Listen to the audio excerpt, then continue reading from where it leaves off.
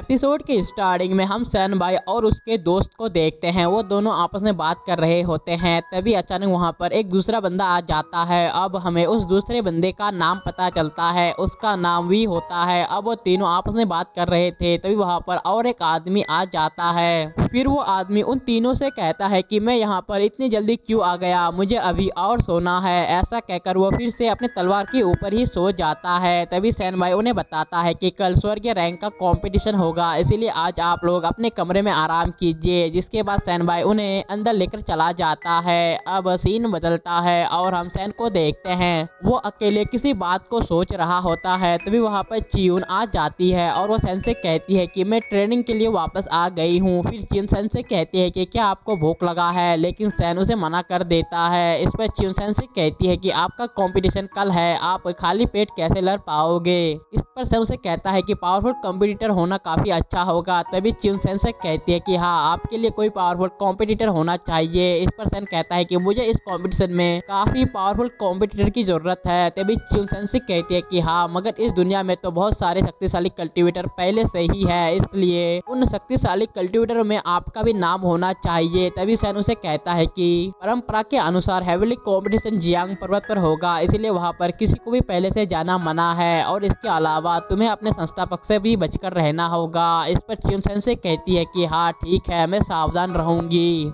लेकिन आपको भी सावधान रहना होगा। तभी सैन वहां से जाने लगता है और जाते हुए वो चियून से कहता है कि मैंने तुम्हारे बिस्तर पर एक चीज को रखा है और अगर तुम्हें खतरा महसूस हुआ तो उस चीज को 2 बार दबा देना। जिसके बाद सीन बदलता है और हम जियांग माउंटेन को देखते हैं। वहां पर आज कंपटीशन के लिए बहुत सारे मास्टर आए होते हैं। तभी ग्रेनी सैन से पूछती है कि आप इस साल किसे चुनौती देने वाले हो। इस पर सैन से कहता है कि तुम्हें इस बात का पता बहुत जल्द चल जाएगा। तभी वो बाकी लोगों से कहता है कि आज हम लोग यहाँ पर अपने इच्छा से कंपटीशन कर रहे हैं, इसलिए हमें एक दूसरे को मारने की कोई जरूरत नहीं है। जिसके बाद कंपटीशन शुरू होता है और जियो आन मिस्टर वी को चुनौती देती है। तभी जियो आन वी पर हमला कर देती है, लेकिन वी उसके हमले से बड़े आसानी से बच जाता है। अब मिस्टर वी जियो आन पर हमला कर देता है। यह देखकर जियो आन अपने आप को बचाने के लिए अपने चारों तरफ एक सुरक्षा कवच बना लेती है, लेकिन उसका सुरक्षा कवच इस हमले को रोक नहीं पाता और वो नीचे गिर जाती है। जिसके बाद उन दोनों में घमासान लड़ाई होने लगता है। वह दोनों ही एक दूसरे पर भारी पड़ने लगते हैं और इसके अलावा वह दोनों ही काफी पावरफुल कल्टीवेटर है, लेकिन अंत में जियो आन मिस्टर वी से हार जाती है। जिसके बाद हम ग्रेनी और जुओ को देखते हैं। अब कंपटीशन उन दोनों के बीच होने वाला होता है। जिसके बाद ग्रेनी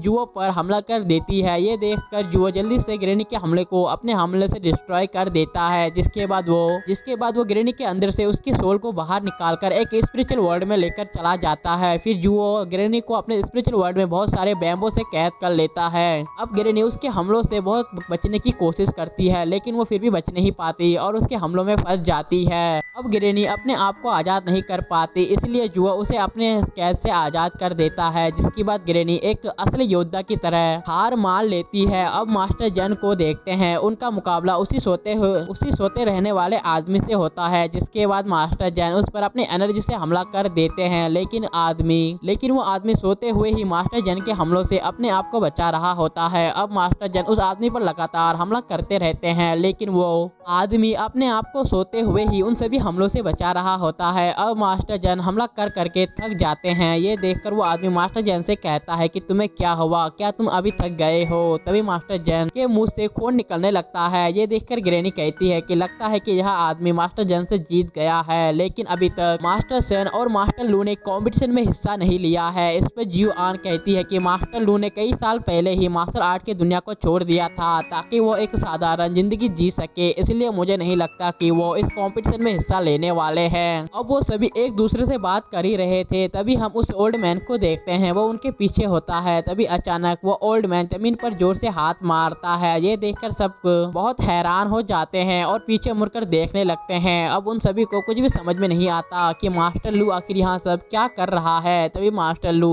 अपनी शक्ति को और ज्यादा बढ़ा देता है, इससे पहले कि बाकी मास्टर कुछ समझ पाते। देखते ही देखते वो उन सभी को बर्फ में कैद कर देता है। फिर हम मास्टर लू को देखते हैं। वो अपने आप से कहता है कि यहाँ सभी सभी मास्टर अभी लड़कर थक गए थे, इसलिए मैं इन सभी को आसानी से बर्फ में कैद कर पाया। जिसके बाद मास्टर लू वहाँ से चले जाते हैं। तभी हम सैन को देखते हैं, वो उस बर्फ में कैद होने के बावजूद भी अपनी जगह से हिल पा रहा होता है और वो मास्टर लू को जाते हुए चुपके से देखने लगता है। यानी कि सैन पूरी तरह से बर्फ में नहीं जमा था, वो सिर्फ नाटक कर रहा था।